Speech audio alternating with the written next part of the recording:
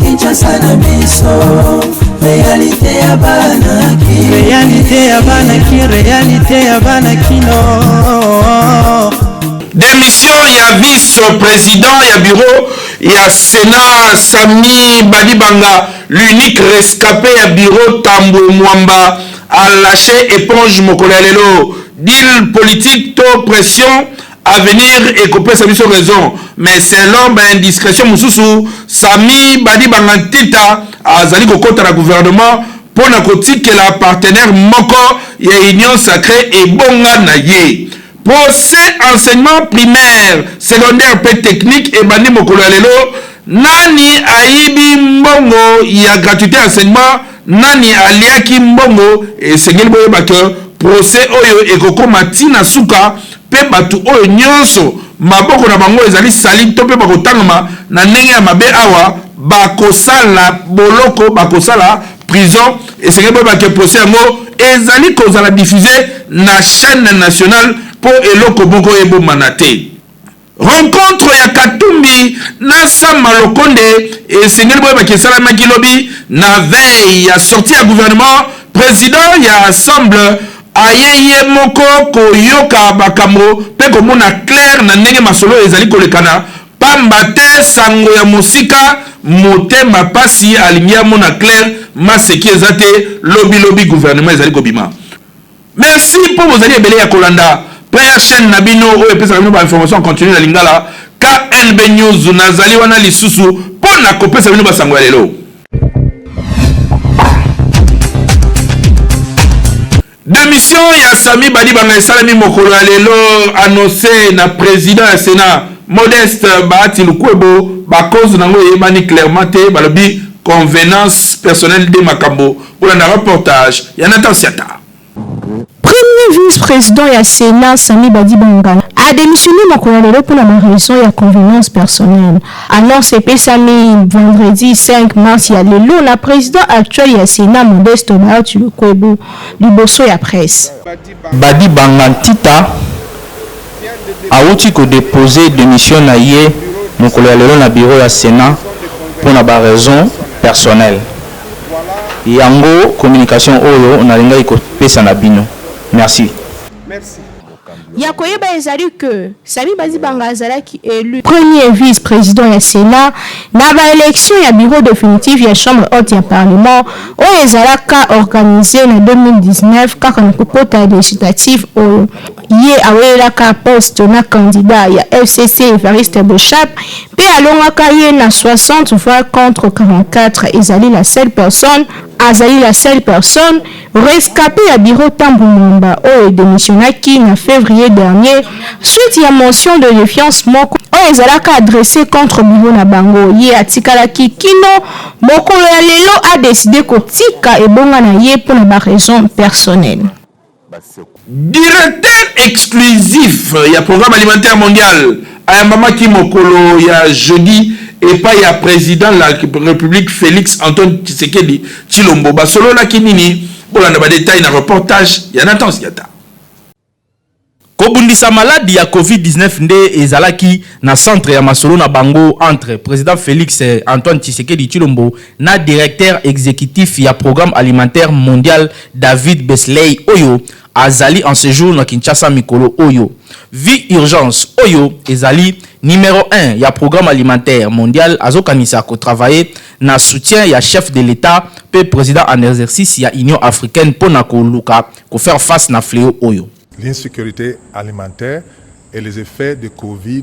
Sécurité alimentaire, peba effet ya Covid sur insécurité alimentaire, eza ba problème oyo, eza kaka na République démocratique du Congo te kasi na Afrique mobimba. Pe nini oyo biso pam tokoki ko sala poto travailler na président na ba rôle mibale oyo pona ko faire face na défi oyo. Avant Covid, ezalaki 140 millions ya bato bazalaki na problème wana ya kolia.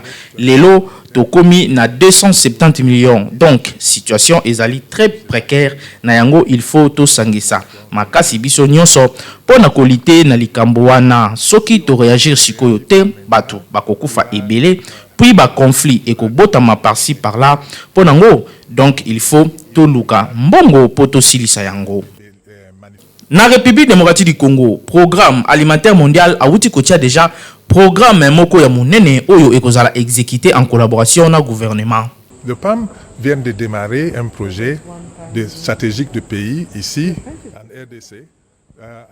Programme alimentaire euti ko banda projet moko stratégique na République démocratique du Congo na montant moko ya 1,780 millions de dollars.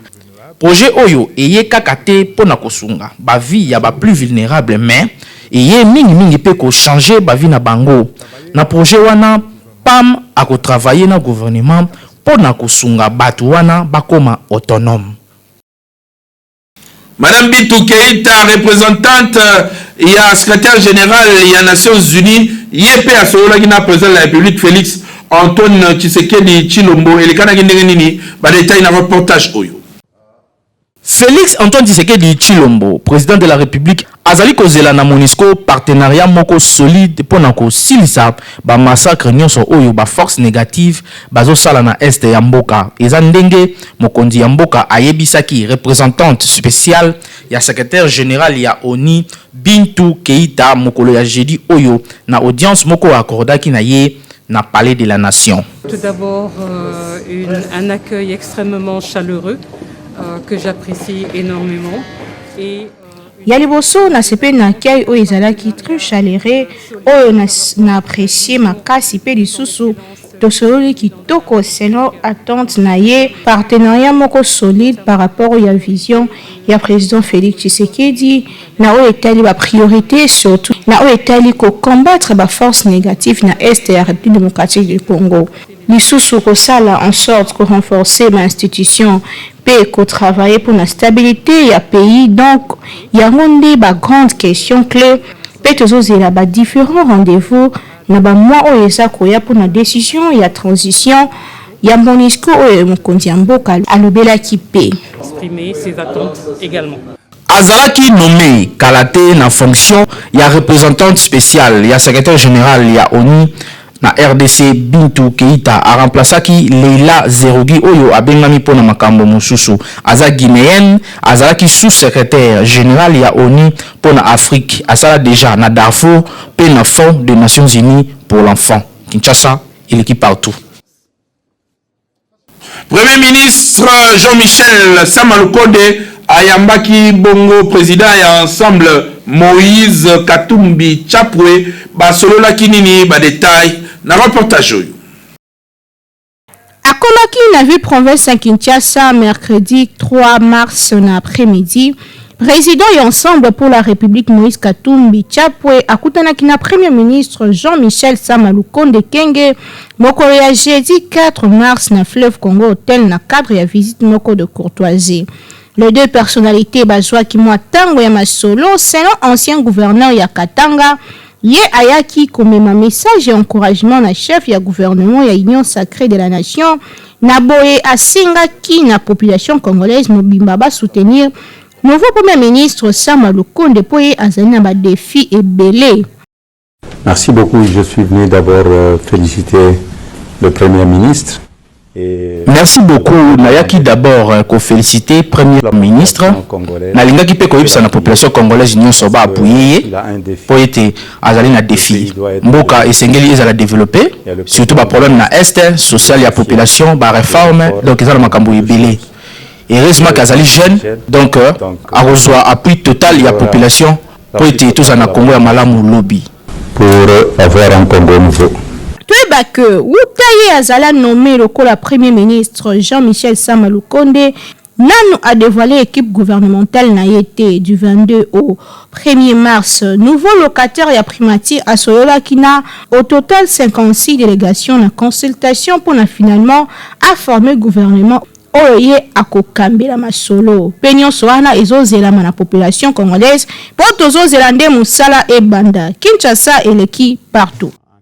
Ministre de la Poste, téléphone, nouvelles technologies de l'information et de la communication, Augustin Kibasa Maliba Mokolalelo, a qui visite na quartier général ya Huawei, à Kinshasa, dans centre-ville, pour un reportage à Naomi Pila, na héritier Lukoji. Augustin Kibasa Maliba, ministre ya Pekantik, a salaki descente na siège à Huawei, à la ville de province à Kinshasa, le vendredi 5 mars 2021. Ayambama qui est pas y a DG à Huawei, Kinshasa, Jim Liu. Et l'ongo basalaki rompe visite ya bâtiment ya entreprise numérique au Ekendan Sango. Na malobana ye ministre ya Pekantik Augustin Kibasa atalisaki ete Huawei ezali entreprise oyo eumeli a na RDC pe esali plus de 15 ans. Pe yango ezali moko ya ba partenaire ya Telecom a na RDC. Lokola entreprise oyo esala preuve na yango na monde, Huawei ekoki kosunga RDC n'a qu'à se développer sur le plan numérique. Augustin Kibasa a qui était projet alliés belé en cours na au état de développement numérique. Na yango na tina ya visite na ye na Huawei ensemble batalaki par vidéoconférence ndenge Huawei et fonctionne na Chine kona na siège nango. C'est la vision ya Huawei et sengeli ko connecter ba individu, ba entreprise pe ba organisation pour la cause na connexion intelligente. Boyende bamboka mingi na mokili balingi déjà ko adhérer na monde numérique. PRDC koki kotika la simate et le baki ministre Augustin Kibasa ou azali bongo ministre ya Pekantik Kinshasa et l'équipe partout. CPST et bani mokolalelo ezali transmis en direct de la télévision nationale ezali koleka ndenge nini bolanda reportage oyo. Procès à détournement présumé à bas-fonds et à gratuité à enseignement primaire, secondaire et technique EPST na Mokuse et bandi le vendredi 5 mars na kati ya prison centrale ya Makala. Procès wana ezalaki en direct ya chaîne nationale RTNC. Présentaki ba parti nyonso oyo bazalaki wana pe wili ba konga autorité tutelle ya ministère oyo akoleka pe à la barre lokola renseignant na côté ya inspecteur général il y a EPST Michel Djamba, na directeur général, il y a service de contrôle, il y a paye, il y a enseignant de longue campagne. Boyeba inspecteur général, il y a EPST Michel Djamba Kaombo, azalaki ya kokanga manakati ya prison centrale ya Makala, banda mokolo ya le 29 janvier 2021. Akangamaki na tina ya affaire ya détournement, il y a bafond, paie, sabotage, il y a gratuité et enseignement primaire. Boyeba lisusu que batangaki kombo ya 17 personnes selon rapport publié le 18 novembre et pas ya batu ya inspection générale ya finance IGF na Bokuse Kinshasa et l'équipe partout.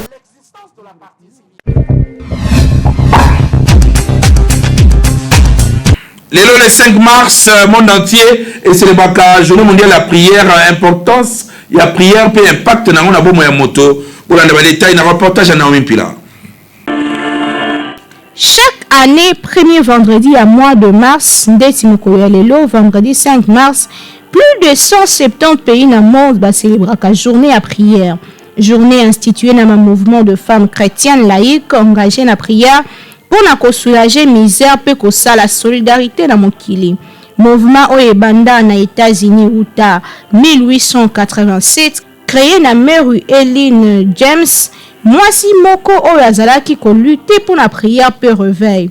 Mouvement oyo etamboli mokili mobimba pe ekomi na bamboka nyonso ya monde après plus de 100 ans. Particularité à journée à lelo ezali que chaque année basi ya bikolo différent bakomaka ba prière pe babondelaka pona mokili mobimba.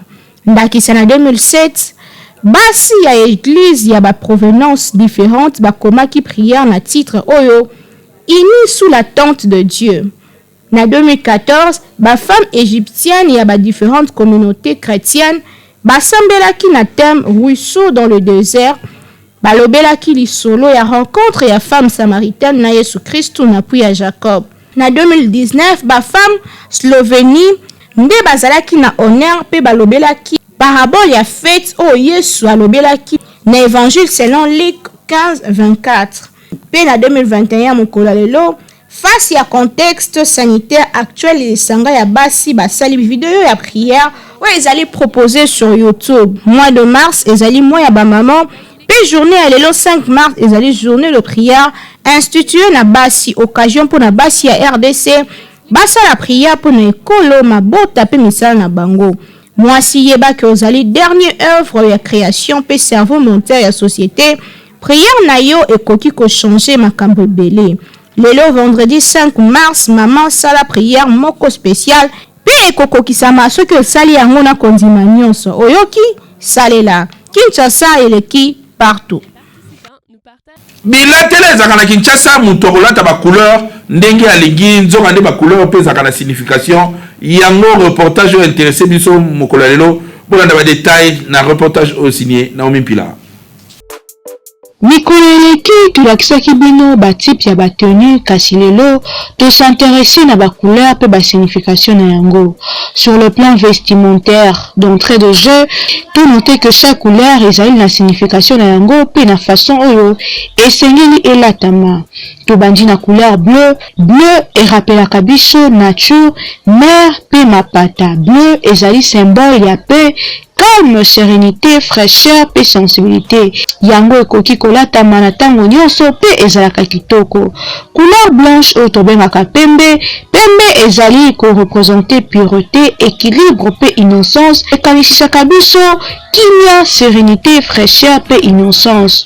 Couleur grise na ngambu na ye, grise erapelaka biso ba valeur négative, ezo symboliser tristesse, solitude, monotonie pe désagrément. Couleur jaune yé a représentaka joie, énergie, tonicité, dynamisme, a représentaka douceur pe intelligence. Po yango ezali couleur ya or et ça la sous référence na richesse. Marron a représentaka nature, a kanisisaka biso mabele, tronc ya ba arbre pe monde animal. Yango ezo représenter chaleur, confort, douceur pe assurance. Couleur noire nanga monaye a représentaka angoisse, inconnu, perte, vide, liwa, ezali symbole négatif. Yango elatamaka mingi na matanga kolekisa ke bato bazali na mawa. Na ngambo na ye couleur orange ezali symbole ya ba valeur, audace, intelligence, loyauté, confiance pe lisusu méfiance. Tout le de la rose, couleur rose ezo symboliser ba valeur positive, ndeti audace, douceur, romantisme, sucre. Yango ezali pe couleur ya bolingo, to couleur ya ba amoureux. Couleur rouge a représentaka la valeur ebele, négative to pe positive, ezo représenter haine, ezo représenter vie pe kufa, passion, tentation, moto makila, interdit, émotion, colère, agressivité, force, pouvoir, puissance, luxe, énergie, persévérance, combat, paix, détermination. Donc, yeba, ce que la tire rouge ozali ko signifier biloko ebele. Couleur vert yé a représenter la nature, équilibre, permission, fraîcheur, bonheur, harmonie, réussite, énergie, optimisme. Tout ce qui est la couleur violet oyoye a représentaka mystère, luxe, paix, pureté. On comprendre que il faut que lata couleur selon symbole na yango pe événement oyo esengeli Kinshasa et l'équipe partout.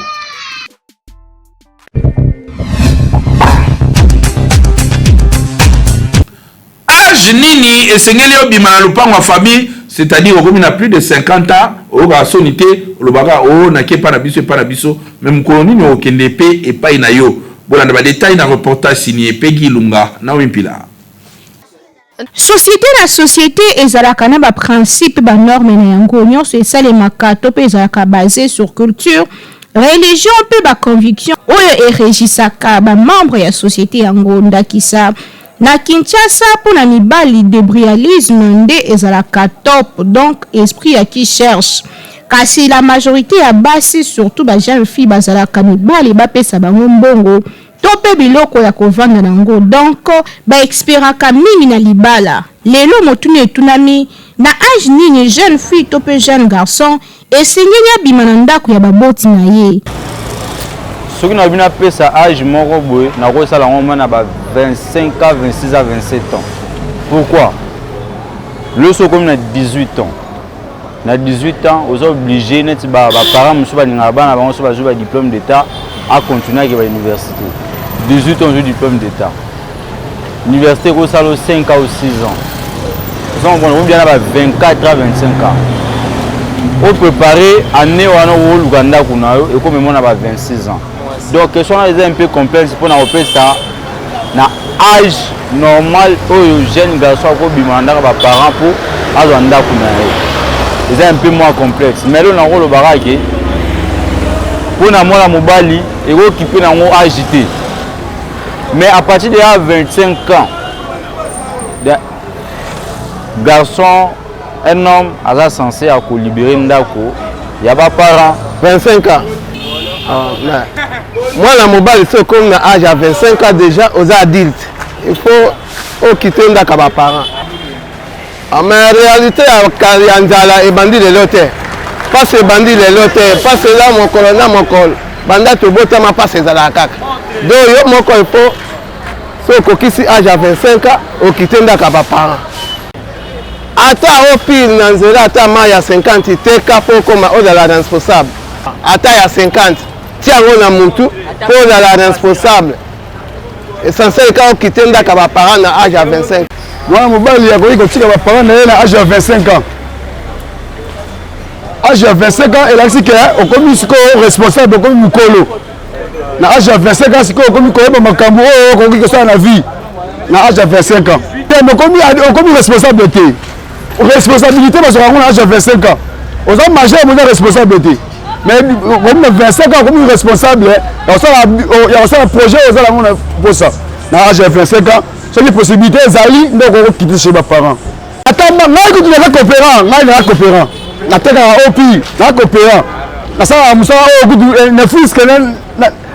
suis engagé.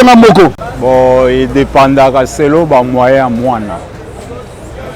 C'est le moyen moi ce que moni supposons que na komi mukolo na komi adulte ce qui a conquis 25 à 30 ans ou 40 ans amoni que na komi siko responsable na komi na activité na ngai na ko vendre les sous ba parenté na sala au mouvement na ngai a quitter nae ils ont la siko agité que 25 à soko conquis 25 ans il faut au quitter ba parents bon ce que aux en est côté aux en est lo kwa sala te monito ko me mayo na biloko amabe ça dépend so on monique na âge à 25 ans on monique aux en a moi d'activité na yo ya bien comme déjà adulte au quitter ba parents so pour comme si 30 ans ou 35 ans on monique oui ba activité na ngai o na ngo lelo et sengi ke na tika ba parents na comme aye OK na yo. Aux hommes bien nés, le valeur n'atteint point le nombre d'années et le babaï le poteau. Donc, jeune, zalaka na sens et responsabilité plutôt au kokoma, commis en charge yomoko, plutôt au kobongisa vu na yotopo kotomo kitoko yomoko. Yebela, 30 ans, oh, naza orphelin. Bon, ote, pardon. Kinshasa et l'équipe partout. KNB News, oyo nenge tozali continuer koloba. Ezali chaîne ya liboso esalami na mokili kasi nano ezalate, c'est-à-dire information en continu nyonso na lingala et bandeliti suka oyo ezali kosala d'une manière professionnelle na équipe ya ba professionnel qualité ya musala nano ezalate depuis Congo ezala Congo bobi malamu que mikolo télévision 5 KNB eza nango Nintendo topé internet 100 KNB eza nango masaponge ezali biloko atango akala lelo bato bazali na posa ya information ya solo esalami na ba professionnel oyo bayebi musala oyo pe bazali ko continuer ko servir bino mikolo na mikolo posa na ngezaka moko tokutana lobby so na moni bino te na kokate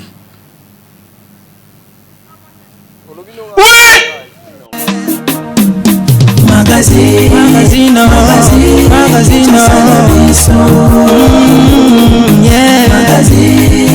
Magazine Kinshasa na biso réalité ya bana ki réalité ya bana kino